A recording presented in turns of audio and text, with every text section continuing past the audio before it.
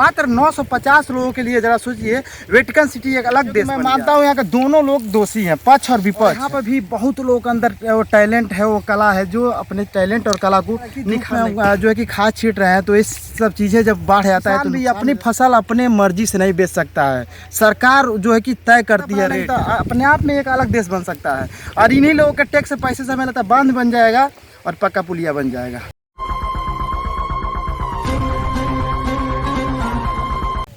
जय हिंद साथियों, नमस्कार। अभी हम अपने खेत में खाद छीट रहे हैं, वो भी ये जो है कि यूरिया है।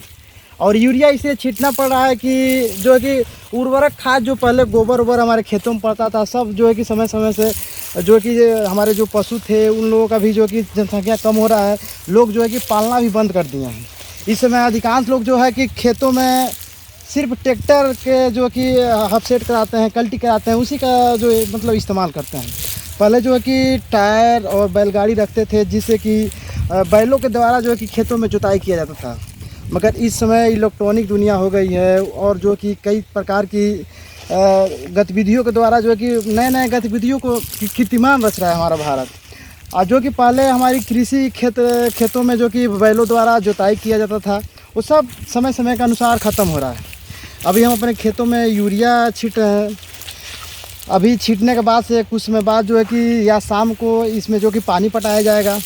कुछ लोग पहले ही जो है कि पानी पटाने के बाद जो है कि खेतों में खाद छीटते हैं। मैं जो हूँ कि इस समय पहले खाद छीटूँगा, फिर उसके बाद से जो है कि पानी पटवाऊँगा। और मैं बता दूँ, किसानों की बदौलत जो है कि अन्य जो कि कामगार लोग हैं भोजन करते हैं, नेता लोग भोजन करते हैं, और जो बड़े बड़े बिजनेसमैन हैं भोजन करते हैं। हमें गर्व होता है अपने किसानों पर, मगर ये भी होता है कि जब किसानों की हक की रोजी रोटी जब कोई नेता मारता है तो बहुत कष्ट होता है। नारायणी नदी पार रहते क्षेत्र में करीब 50 लोग निवास करते हैं। और ये सब बात सभी लोगों को मालूम है। इस क्षेत्र में करीब कुशीनगर जिला और महाराजगंज जिला के लोग निवास करते हैं, मगर यहाँ के जो मूलभूत सुविधा है संपर्क मार्ग, वहाँ से लोग वंचित हैं। हमें लगता है जिस दिन अगर यहाँ पर संपर्क मार्ग मिल जाएगा, उस दिन यहाँ का जो है कि विकास हमें लगता है 100% होगा। सिर्फ रास्ता ना होने की वजह से यहाँ पर जो कि शिक्षा, स्वास्थ्य, जो भी चीज़ें हैं, सरकारी योजना नहीं आ पाती हैं और काफ़ी परेशानियों का सामना करना पड़ता है। यहाँ का हमें लगता है शिक्षा क्षेत्र में देखा जाए तो कोई अभी तक यहाँ से वैसा नौकरी नहीं निकला है, या मतलब कोई भर्ती नहीं हुआ है जो मतलब अन्य बड़े पदों पर। ये सब चीज़ें अगर यहाँ पर शिक्षा हो जाए तो यहाँ के युवाओं के अंदर भी वो टैलेंट है, वो टैलेंट अपनी जो है कि देश विदेश में जाकर दिखा सकते हैं।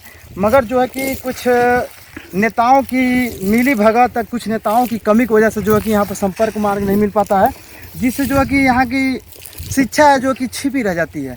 और यहाँ पर भी बहुत लोग अंदर वो टैलेंट है, वो कला है, जो अपने टैलेंट और कला को निखार नहीं पाते हैं। तो हमें वो सब चीज़ें देखने की ज़रूरत है और अपने टैलेंट को भी निखारने की ज़रूरत है। तो यहाँ के लोग अगर हमें लगता है एक दिन एकता बनाएंगे तो यहाँ पर पक्का पुल मिलेगा। मैं बता दूँ, वेटिकन सिटी एक ऐसा का देश है जो कि मतलब मात्र वहाँ पर 950 लोग हैं, मगर वो अपना एक अलग देश बना लिया है। ज़रा सोचिए, 950 लोगों के लिए वेटिकन सिटी।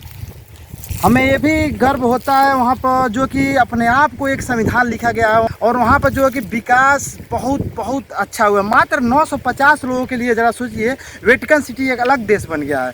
तो अपने आप को सोचिए, यहाँ पर 50 लोग हैं, निवास करते हैं। अगर जिस दिन लोग एकता बना लेंगे तो अपने आप में एक अलग देश बन सकता है और इन्हीं लोगों के टैक्स पैसे से हमें लगता है बांध बन जाएगा और पक्का पुलिया बन जाएगा अगर एकता बना लेंगे तो। ज़रा सोचिए, प्रतिदिन नाव पर हमें लगता है हज़ारों लोग सफ़र करते हैं और एक नाव पर हमें लगता है एक बाइक पर अगर 2 लोग जाते हैं, एक बाइक करीब एक साइड से 30 रुपया देते हैं। हम जरा सोचिए, और दोनों साइड से करीब 60 रुपया हो जाता है। कुछ दिन पहले 2 जगह नाव लगता था जिसमें कि दोनों जगह जो है कि 30-30 रुपया अगर देंगे तो एक साइड से आपको 60 रुपया हो जाएगा, 2 साइड से 120 रुपया। जरा सोचिए, प्रतिदिन अगर हज़ारों लोग सफ़र कर रहे हैं तो कितना पैसा देते हैं। अपने आप कुछ थोड़ा सोचिए। यहाँ पर जो भी चीज़ें आती है, गमछा हो गया, ट्रैक्टर हो गया, मोटरसाइकिल हो गया, साइकिल हो गया, या खाद हो गया, जो भी चीज़ें खरीदी जाती है सब पर सरकार को टैक्स दी जाती है। मगर सरकार जो है कि यहाँ पर मूलभूत सुविधा से वंचित रह जाती है। सरकार की जितना योजना आती है, हमें लगता है नेता लोगों की मिली भगत, कुछ यहाँ के जो बड़े लोग हैं वो लोग मिल जुल कर खा लेते हैं और आम लोगों के पास जो है कि योजना पहुँचने नहीं देते। जरा सोचिए, कितना दुर्भाग्य है हमारे क्षेत्र की कि यहाँ पर विकास अभी तक नहीं पहुँच पाया है। अब हम देख सकते हैं कितना अच्छी तरह से खाद छीट रहे हैं। ये भी फसल बचेगा कि नहीं कोई गारंटी नहीं है। अब जरा सोचिए, ये सब चीज़ें हैं और ये सब चीज़ें दिखाने की ज़रूरत है। जरा सोचिए किसान कितना परिश्रम से मन धन लगा कर अपने फसलों को सींचता है, मगर बाढ़ में जो कि वो फसल बाढ़ के समय में तब्दील हो जाता है। ये सब चीज़ें हम लोग सोचते हैं दिखाया जाए, जिससे लोगों में थोड़ा सा मोटिवेट हो सके, और वो चीज़ें दिखाने की भी ज़रूरत है, जिससे अंदर जो है कि नेताओं को वो चीज़ें दिखें और हमें हमारी दर्द वो लोग शायद समझ सकें। थोड़ा सा कैमरामैन मैं चाहूँगा इधर आ जाइए आप। और ये सब चीज़ें हैं, तो निवेदन है एक किसान का दर्द समझने का प्रयास किया जाए, जिससे कि जो हो सके कि नेता भी समझेंगे तो हम लोगों का दर्द दिख सकता है उन लोगों के अंदर। मैं बता दूं करीब 69.93% जो है कि कृषि कामगार हैं। इन्हीं लोगों को बदौलत जो कि बड़े बड़े कारखानों में काम होती है, मगर किसान भी अपनी फसल अपने मर्जी से नहीं बेच सकता है। सरकार जो है कि तय करती है रेट कि हम इतना में लेंगे तभी आप दे पाएंगे। ज़रा सोचिए कुछ दिन पहले किसान बिल पास हो रहा था, उसमें भी काफ़ी अड़चनें आई थी, तो हमें लगता है वो भी किसान बिल वापस हो गया, और उसमें शायद किसी लोगों को समझ नहीं आया होगा कि उसका प्रावधान क्या है, मगर सरकार को भी चाहिए था उस समय बढ़िया से समझाए, जिससे कि लोगों का किसानों के अंदर वो मतलब समझ हो कि जो कि अपनी फसलों को लगातार निरंतर सही मूल्य पर अपने अनुसार बेच सके। मगर वो योजना जो है थी कहीं ना कहीं कुछ प्रावधान था उसमें गलत था, इसलिए कि माननीय श्री नरेंद्र मोदी जी को वो किसान बिल वापस लेना पड़ा। तो वो अलग टॉपिक है, मगर मैं चाहूँगा नदी पार रेता क्षेत्र में जो चीज़ें दिखा रहे हैं हम, कितना कड़कती धूप में हम जो है कि खाद छीट रहे हैं, तो इस सब चीज़ें जब बाढ़ आता है तो नुकसान हो जाता है। तो ये सब चीज़ें हम सोच रहे हैं पहले दिखा दें। ये सब चीज़ें हम चाहेंगे यहाँ के सांसद विधायक और जो भी जनप्रतिनिधि हो, या पक्ष हो या विपक्ष हो, क्योंकि मैं मानता हूँ यहाँ के दोनों लोग दोषी हैं, पक्ष और विपक्ष है। क्योंकि बताइए, अब जरा सोचिए, लोग बोलते हैं कि पक्ष में जो इसमें प्रेजेंट टाइम में जो सरकार है वो तो नहीं ध्यान दे रही है, मगर विपक्ष में जो पार्टी है उसको तो इस पर मुद्दा उठाना चाहिए भाई।